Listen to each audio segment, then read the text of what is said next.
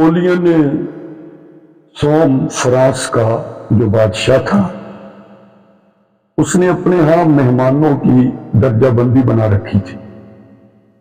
کم درجے کے جو مہمان ہوتے انہیں چاندی کے برتنوں میں کھانا دیتا، دوسرے درجے کے جو مہمان ہوتے انہیں وہ سونے کے برتن میں کھانا دیتا، اعلیٰ درجے کے جو مہمان ہوتے انہیں المونیم میں وہ کھانا دیتا۔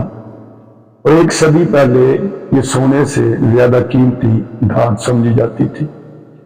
یہ تو ایک فرانس کے بادشاہ کی کہانی ہے۔ آئیے مدینے کے تاجدار امام الانبیاء حضرت محمد رسول اللہ صلی اللہ علیہ وسلم کی سیرت عالیہ دیکھی کہ آپ اسی برتن سے پانی پیتے جس سے حضرت بلال پانی پی لیتے، ایک ہی برتن میں صحابہ حضور کھانا تناول فرما لیتے، مہمان آ جاتا تو آپ زمین پر بیٹھ جاتے اور مہمان کو گدے پر بٹھا دیتے۔ یہ رسول اللہ صلی اللہ علیہ وسلم کے اعلیٰ اخلاق اور آپ کی یہ رحمت تھی کہ آپ نے رنگ و نسل کے سارے امتیازات کو ختم کر دیا تھا۔